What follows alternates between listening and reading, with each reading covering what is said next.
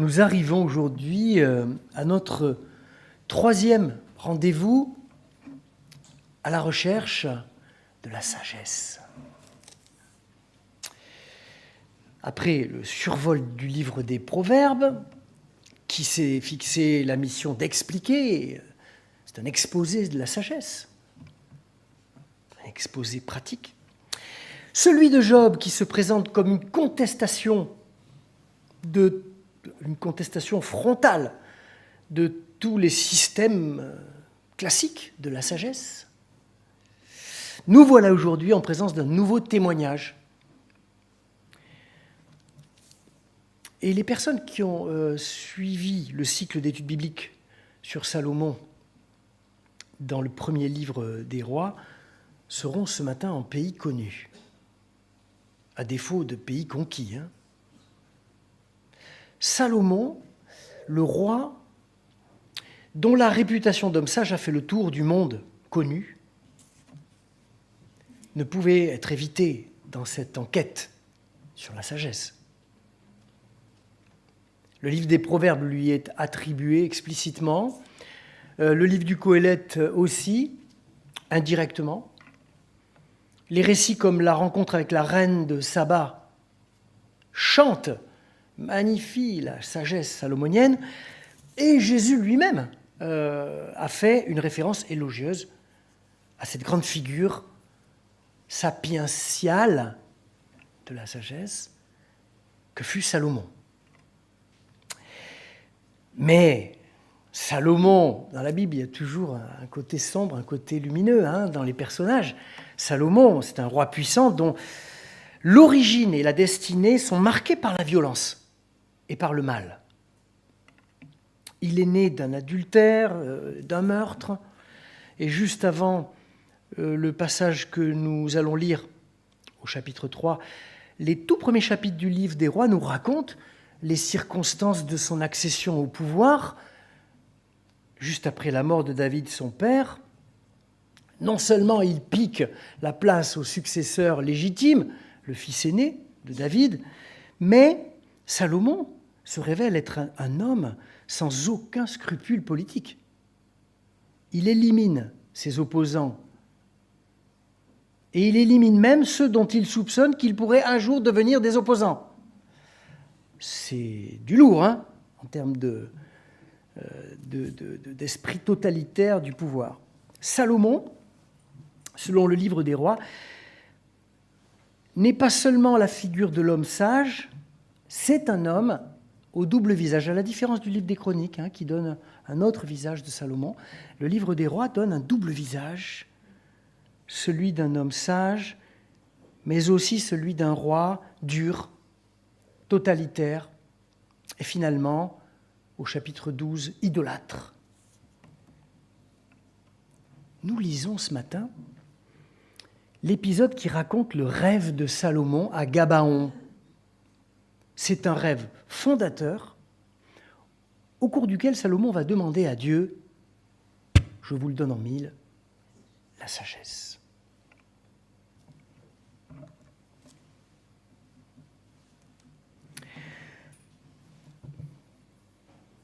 À Gabaon, pendant la nuit, le Seigneur apparut en rêve à Salomon. Dieu lui dit, « Demande ce que tu veux, je te le donnerai. » Salomon répondit, « Tu as agi avec une grande fidélité envers ton serviteur David, mon père, parce qu'il marchait devant toi en suivant la voie de la loyauté, de la justice et de la droiture de cœur envers toi. Tu as gardé envers lui cette grande fidélité et tu lui as donné un fils qui est assis sur son trône. Voilà pourquoi il en est ainsi en ce jour. Maintenant, Seigneur mon Dieu, c'est toi qui m'as fait roi, moi, ton serviteur, à la place de David, mon père. Je ne suis qu'un petit garçon, je ne sais rien faire.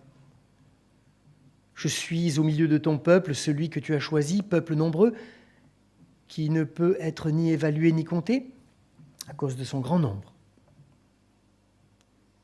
Donne-moi un cœur attentif pour gouverner ton peuple, pour discerner le bon du mauvais. Qui donc pourrait gouverner ton peuple, ce peuple si important ?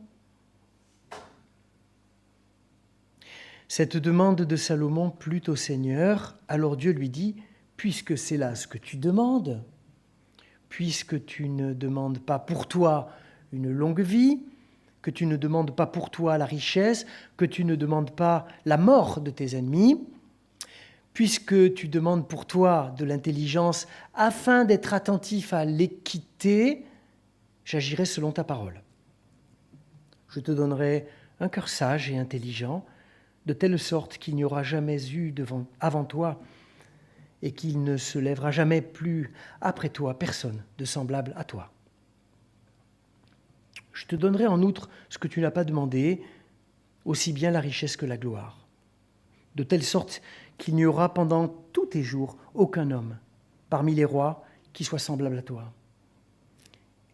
Et si tu suis mes voies en observant mes prescriptions et mes commandements, comme l'a fait David ton père, je prolongerai tes jours. » Salomon s'éveilla. C'était un rêve. Prions quelques instants.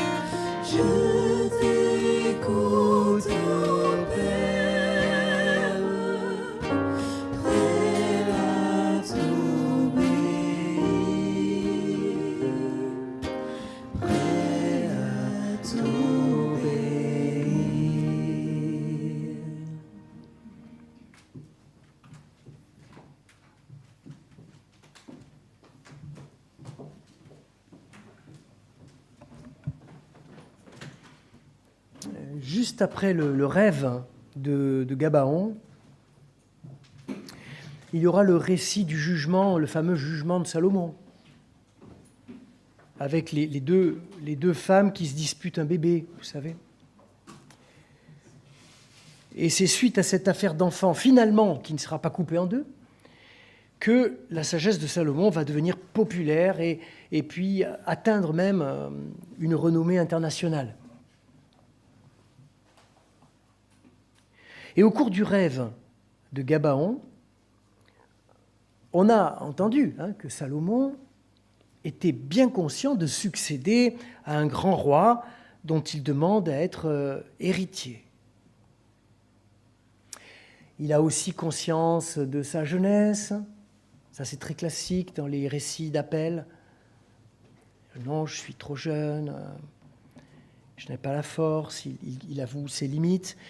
Il affirme vouloir lui-même se tenir au service du peuple de Dieu. Tout cela est très bien, mais cela n'explique pas quelle est la nature de cette sagesse qu'il demande. Quel est donc le secret de la sagesse de Salomon ? Le texte le dit et nous allons essayer de le découvrir. D'ailleurs, Salomon a-t-il demandé la sagesse à Dieu? Pas exactement. Si l'on regarde le texte de près, Salomon demande ce qui est à la source de la sagesse. Regardez. Donne-moi un cœur attentif. Littéralement, dans le texte hébreu original, il y a « donne-moi un cœur écoutant ». C'est cela que demande Salomon. Un cœur écoutant pour juger ton peuple. C'est traduit par gouverner dans nos versions souvent. C'est pour juger ton peuple. Il faut rappeler d'abord que le cœur dans la Bible, ce n'est pas le cœur dans nos sociétés occidentales modernes. Ce n'est pas le siège des émotions, le cœur. C'est le lieu où se fabrique la volonté, le lieu de la décision, voilà, mais aussi de l'intelligence. Tout ça va, bien sûr, forme un tout. Salomon demande donc un cœur qui écoute. Un cœur écoutant. Et la réponse de Dieu sera la suivante, puisque tu demandes un cœur attentif, un cœur écoutant, je te donne un cœur sage, capable de comprendre. La réponse de Dieu. Voilà la source de la sagesse. Voilà ce qui plaît à Dieu. Avoir un cœur qui écoute. Il n'y a pas de sagesse sans cette capacité d'écoute. Cette attention à l'autre qui commence dans le silence, l'attention, l'accueil et l'ouverture. Ce qui est important dans l'écoute, ce n'est pas la capacité de Salomon à enregistrer tout ce qui est dit. L'écoute ne se mesure pas à notre capacité à stocker, à bien enregistrer la parole qui est entendue, que ce soit d'ailleurs la parole de Dieu lue dans la Bible, ou bien une parole reçue dans un entretien, dans un échange. Moi, je connais des gens qui ont beaucoup de mémoire, mais pas tant de sagesse que ça. Que ce soit pour l'écoute des autres ou pour l'écoute ou pour la lecture de Dieu, d'ailleurs, dans la Bible. Donc, ce qui compte dans l'écoute, c'est l'attitude. Le sage est un écoutant, c'est-à-dire quelqu'un qui offre à celui qui lui parle un accueil sans jugement, sans a priori. Le sage n'est pas celui qui est en train de penser à la réponse qu'il va faire pendant que l'autre parle. Ça, c'est classique, hein, dans certains échanges. Cette écoute est en réalité, ce cœur écoutant est en réalité au fondement même de la foi d'Israël. Vous savez par quoi commence le credo d'Israël ? Écoute, Shema, Israël. Écoute, Israël. On l'oublie souvent, mais la confession de foi, avant d'être un long discours sur Dieu, commence par le silence et l'écoute. Et quand Jésus commence son enseignement en parabole, avec la parabole du semeur, il appelle ses auditeurs non pas à comprendre, mais à écouter. Les mots commencent comme ça, écoutez. Un semeur sortit pour semer. Et encore, il dira que celui qui a des oreilles pour entendre, entende. La sagesse se trouve donc dans le fait même d'écouter.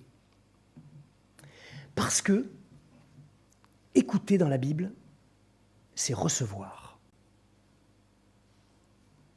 Recevoir par l'oreille quelque chose qui nous vient de l'extérieur, qui nous est étranger.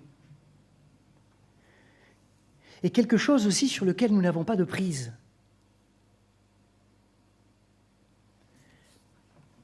Ce qui vient à nous par les yeux, nous le contrôlons mieux. Et même le geste de fermer les yeux, vous avez vu la vitesse à laquelle j'ai fait pour fermer mes yeux ? Ça va beaucoup plus vite que le fait de se boucher les oreilles, et c'est beaucoup plus efficace de fermer ses yeux que de mettre ses doigts dans ses oreilles parce qu'on entend quand même. Un peu. Ça bouche mal les doigts. On entend quand même. Oui, parce que écouter, c'est recevoir. Et puis, écouter vraiment, c'est accepter de se décentrer de soi-même. Quand je regarde, en réalité, je suis toujours au centre de l'objet que je fixe. Mes yeux me placent au centre de tout, au centre du monde. Par contre, les bruits, la musique, les paroles, les bruits de l'extérieur, comme un chien qui aboie au loin, ça me décentre du lieu où je me trouve. On l'entend, on évalue la distance, on se décentre. Oui, les oreilles nous décentrent de nous-mêmes. Et à choisir entre la perte de la vue et celle de l'audition, je crois que je préférerais encore perdre la vue. Même si ce serait un crève-cœur de ne plus voir les personnes que j'aime, mais ne plus les entendre. Ce serait les perdre pour de bon. L'écoute, elle me décentre de moi-même et elle m'ouvre à l'autre, à l'inconnu de l'autre. C'est cela. Écouter, c'est se découvrir dans la relation avec l'autre, autre que soi.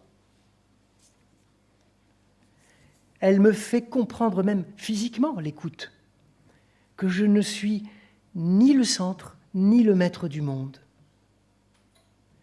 C'est toute la différence entre la télé et la radio. La radio est un média qui plonge en moi, un média intime, qui me rejoint profondément ou pas. Le sage a un cœur écoutant parce qu'il sait qu'en écoutant, il est en train de naître à un autre que lui. L'écoute de l'autre pose un autre fondement à notre être. Je ne suis plus seul à décider de ce qui est bon, pas bon, juste, vrai, faux, à définir ce qui est la vérité. Par l'écoute, mon existence se fonde sur l'expérience de la rencontre. Elle se fonde sur une relation qui pourrait avoir sur moi une action transformatrice et peut-être même salutaire. Jésus qui commence sa parabole en disant « Écoutez ». C'est là que se situe l'enjeu majeur de notre existence. Écoutez. La foi, d'ailleurs, comme la sagesse dans la Bible, sont toujours affaires de rencontre, affaires d'écoute. C'est Paul qui le dira à ses amis de Rome. La foi vient de ce que l'on entend. La foi vient de ce que l'on entend. La sagesse de Salomon ne vient donc pas de ses capacités personnelles, de ses dons naturels. C'est pas parce qu'on est un HPI qu'on est forcément sage. Vous savez ce que c'est, HPI? On en parle tout le temps. Haut potentiel intellectuel. On disait les surdoués avant. D'autant que Salomon fait un usage plus que douteux de ses potentialités naturelles, personnelles. Non, le secret de la sagesse de ce roi d'Israël, c'est cette demande à Dieu. Donne-moi un cœur écoutant. Et un dernier mot sur cet épisode. Vous avez remarqué que toute cette scène, ce dialogue entre Dieu et Salomon, se produit dans un rêve. À Gabaon, pendant la nuit, le Seigneur, le Seigneur apparut à Salomon en rêve. Et il y a ensuite tout le dialogue qu'on a lu, et à la fin, Salomon s'éveilla. C'était un rêve. Le rêve au début et à la fin du récit. Mais attention, dans la Bible, le rêve, le songe, comme on dit, certaines traductions préfèrent ça. Dans la tradition biblique, ça n'a rien à voir avec ce que nous appelons nos rêves. Vous savez, ces situations souvent ubuesques, sans queue ni tête, qui viennent agiter notre sommeil, qui font le régal des psychanalystes. Non, le rêve dans la Bible, c'est autre chose. C'est l'occasion d'une rencontre intime avec Dieu, source souvent d'un appel fondateur pour sa vie. Mais ce qui fait la qualité d'un rêve, c'est que cela ne se commande pas. Le rêve, on le reçoit. On s'y découvre dans le regard de Dieu, autre que ce que nous pensions être. Là, décentré, dépréoccupé de soi, le rêve nous plonge dans cette même situation d'écoute, nous donne un cœur écoutant. On y reçoit, on s'y découvre dans le regard de Dieu autre que soi. Propulsé dans une expérience de vie radicalement autre que celle que nous pensions maîtriser, posséder, avant de vivre le rêve. Moi, j'y vois là, dans ce rêve de Salomon, le rêve de Gabaon, j'y vois là un appel fort à vivre les relations dans l'Église et à chercher ensemble le rêve auquel Dieu nous appelle. La sagesse serait-ce tout simplement de nous ouvrir les uns les autres, les uns aux autres, à une écoute mutuelle, cette disposition du cœur qui reconnaît l'autre comme un frère, une sœur, et non comme un problème, comme une menace même quelquefois. L'écoute du Christ pour chacun, c'est cela, la sagesse, le modèle de la sagesse. Oui, alors que Dieu nous accorde un cœur écoutant, plein de confiance en Dieu et plein d'amitié pour notre prochain. Amen.